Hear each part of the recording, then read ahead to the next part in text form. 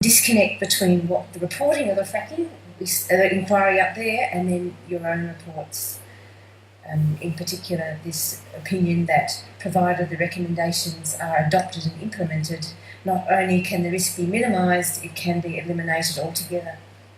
In some instances. In some instances. Thank you. So this is the reporting that we see. So it's the community it doesn't feel that from the reporting that we see and the way the community's reacted. And I guess the question is, what's going on? How can we, the community and the media, be so wrong when this is what you're reporting? And I wonder whether the panel believe the community is ignorant or risk averse, or we're emotional, or whether we're just wrong. Just looking at the terms of reference of the inquiry to assess the scientific evidence to determine the nature and extent of the risks, and particularly to the environment. And then in the environment it includes, in fact, the well-being of humans and the amenity values of the area. And I think that environment in some way includes the social licence, and I think the question of social licence requires more attention to explain the difference between the community which living here, there's no social licence, and yet the apparent recommendation that fracking can be made safe. And I think that the scientific evidence that seems to be in the report has focused on quantitative evidence, and there's a lot of qualitative evidence that is in and around the community that seems to have been overlooked. Go back to this, maybe it's not in this version, this picture of us over the big valley that we had. Oh, there we are. And in the media there was this question of, have you looked at the proportion of submissions for and against fracking? And the response was no, but we did our own survey and you can see the result there that 89% of the people wanted no fracking. Then going on to my second point, which is about the other inquiries that very helpfully the website drew our attention to with a single click, and the Victorian and South Australian inquiries that both led to indefinite moratoriums or bans on fracking. And the South Australian inquiry in particular talking about there was no social licence and so fracking should not go ahead. That's an inquiry in the southeast. That's South correct. Australia. They still very much frack in South Australia. Yes. But what's interesting is both Victoria and South Australia are now really doing so well with renewable energy. Victoria's building the biggest wind farm in the world and at Stockyard, and South Australia's just installed the biggest battery in the world. And I'm making the connection that maybe this sense that the community doesn't want fracking. What does the community want? The community wants renewable energy, and by reducing the investment in fracking, we can move on to renewable energy, which is really the future of the energy and the economy. And meanwhile, WA and Northern Territory had inquiries in 2015, and we're having inquiries now because both of these inquiries concluded that fracking could be appropriately regulated, and the people didn't like that. The people don't think it can be appropriately regulated, and so both WA and Northern Territory are now having more inquiries. And so both states have, both WA, they've put a moratorium and they're doing an inquiry, and exactly the same here. So I think the point I'm making is that an inquiry that leads to an indefinite moratorium or a ban goes somewhere. You go to renewable energy. An inquiry that includes that it can be regulated goes to unhappiness and another inquiry. Okay, my third point is about climate change, which is recognised as the most serious threat to public health of the 21st century. This is from The Lancet, which has launched a commission on climate change. Their most recent report talks about 25 years of not really doing anything, but at least there's some action now. I guess talking about the Northern Territory, we're seeing higher temperatures, we're seeing in Darwin effects of storm surges and sea level rise and the erosion of the waterways just need to stay in a hotel up there and you can see how that coastline's being eroded. We're seeing inland flooding and inundation. You can actually look at the newspaper any day of the week and see extreme weather events, the early impacts of climate change. Climate change is discussed in quite a lot of detail in the section of the draft report on greenhouse gas emissions, but it's not discussed under cumulative impacts. It's not discussed on public health. It's not discussed under land and water.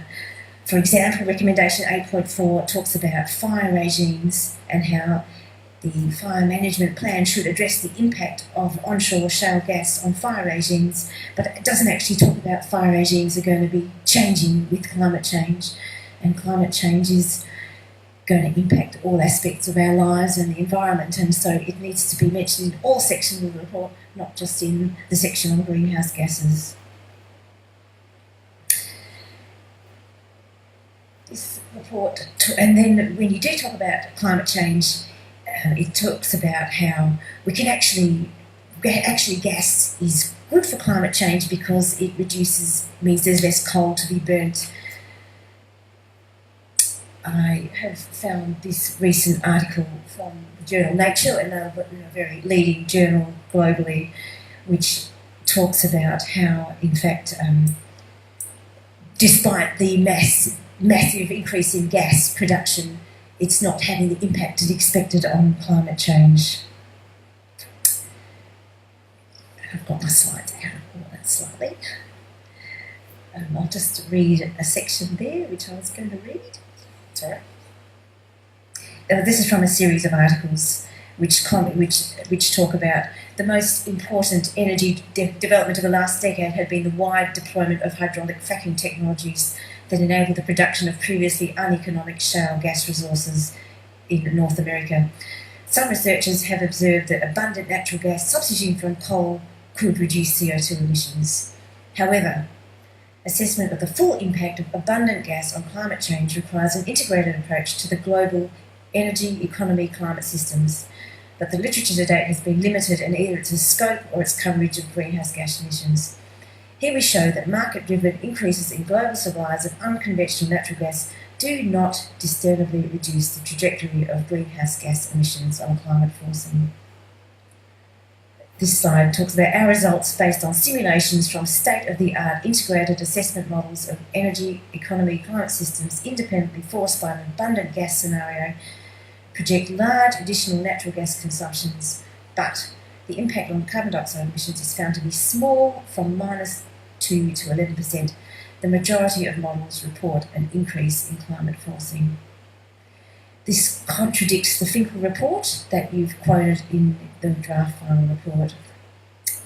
So what Finkel says is that access to gas is in the interest of all Australians because of its role in supporting the deployment of renewable technologies.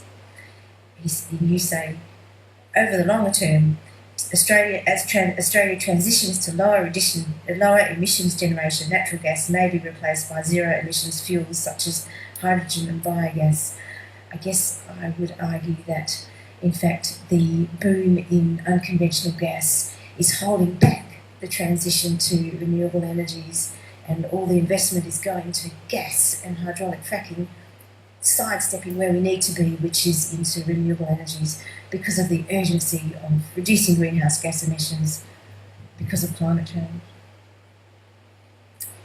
Here, this slide I've highlighted where you said greenhouse gas emissions from any new shale gas in the NT must report a negligible impact on climate warming. And here you even define a negligible impact, which is a very low proportion, 0.05%, which is equal to 5 in 10,000 of global emissions is from us, which is really a gross injustice when 200,000 people in the Northern Territory, assuming we all benefit, are going to be producing 0.5% of global emissions from fracking. That's sort of, I calculate, it's about 17 times our share in a global population of 7 billion people. You said 0.5, I think you mean 0.0. 0.05, 5 in 10,000, whereas we're 0.0029% of the 7 billion people in the world. So there's a bit of an injustice. people in the territory. I understand the point. It was just you misquoted the figure. Okay, About 0.05, a significant five in 10,000 versus 7 billion. 0.5 as opposed to 0.05. Yep. I'm nervous. Okay, this is another paper addressing the same issue, a more recent paper from the journal Nature, which talks about we actually need to not exploit fossil fuels. They're actually talking about known resources of fossil fuels, 3/4 of which need to remain in the ground. We're talking about unknown fossil fuels that we've still got to explore. And there's a quote there I've put in yellow. Our results show that policymakers' instincts to exploit rapidly and completely their territorial fossil fuels are, in aggregate, inconsistent with their commitments to the 2-degree temperature limit. Implementation of this policy commitment would also render unnecessary continued substantial expenditure on fossil fuel exploration because any new discoveries could not lead to increased aggregate production. This graph on the right shows the costs of the various fuels that are explored, and the column on the far right is shale gas, which is the most expensive of the possible options for burning fossil fuels that are available already explored and in reserve, let alone our own resources that haven't been explored under a new technology. So the entire project of inquiring into and development of policy for fracking is both unnecessary and a distraction and an opportunity cost for energy and economic progress. We need to stop burning fossil fuels. It's fundamentally in contradiction to our obligations to the Paris commitment to keep average global temperature increase below 2 degrees. This links back to the inquiries in other states where bans on fracking have led to a recognition of the injustice of investment in fracking and what's not what the community wants, and the community is concerned about the climate.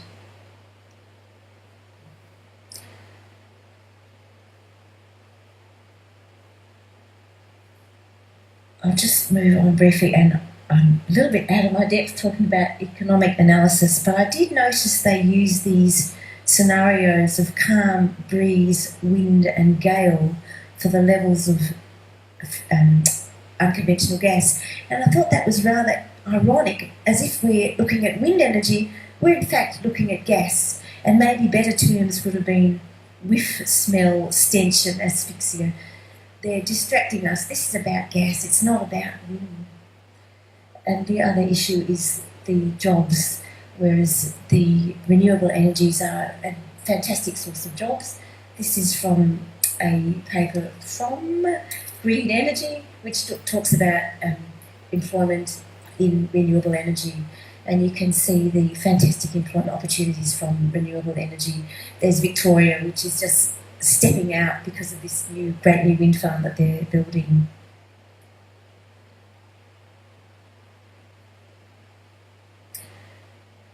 And even we also see the declining price of particularly solar, but also wind energy.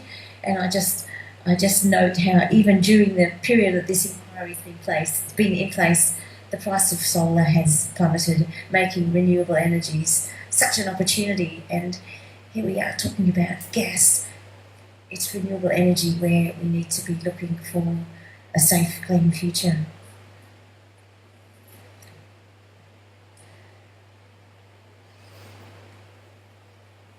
And just on the public health aspect, I'll just quote from my colleague Geraldine McCarran in Queensland, where she says in very strong language, "I cannot express enough my disappointment regarding the current recommendations about baseline studies." 15.1 says, "Without an adequate pre-disturbance baseline, the magnitude of any post-development change cannot be effectively predicted." So we're talking about pre-development and post-development, but in fact that's after exploration. And so really the pre-development baseline should be prior to exploration, not prior to production. And she points out that it's not even production, it's actually the production license has already been granted before we need to do this baseline, and ultimately a baseline should be before there's any disturbance. There's no recommendations for any of the air toxins such as BETX, nitrous oxides, VOCs and formaldehyde. So there's baselines on methane, fantastic, that'll get us over those issues with the gas being bubbled through the Condamine River. At least if we do a baseline survey, we'll know how much gas is there, but not these other compounds. I'm also concerned about the 1 year period, given the extreme variability in climate and other factors in the territory from year to year. We know that the rainfall in particularly the arid region is hugely variable from year to year, and to be doing a baseline survey for 12 months kind of misses the point when we should be looking at over a decade, and even a decade doesn't quite account for the extreme rainfall and other environmental variability from year to year. The other public health issue is the baseline data on frequency and duration of symptoms associated with irritant substances such as sore eyes, respiratory irritation and asthma. But this too should be done before exploration, not just before production. And it's a bit worrying that the recommendations seem to be that that's after exploration, when already we might be having an elevation in baseline effects. I guess I'm also concerned about what the community feels when there's this increasing concern about surveillance of us and of our health conditions, and what would happen if the fact that I've got asthma got released to insurance companies, if there's going to be some kind of enforced health surveillance before fracking, whether the public might actually not want to engage with that. So that's putting that tension, which it doesn't need to be there. We just don't need fracking.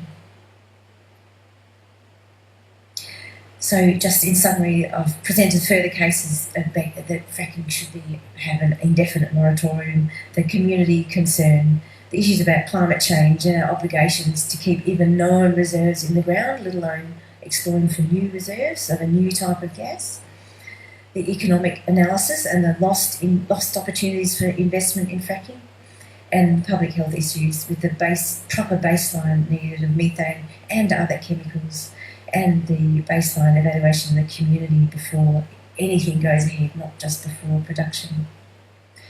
And on behalf of DEA, we just want to recommend that the moratorium be extended indefinitely for the multitude of risks. Thank you very much, Dr. Schultz. Your slides and your document will be provided to the inquiry as a submission. Yeah, and I've also got these ones about... Yeah, absolutely. Please, what we'll do is we'll just attach those to the slides and the paper, and together as a package it'll be a submission if you're content with that process. Yeah, thank you. All right. Any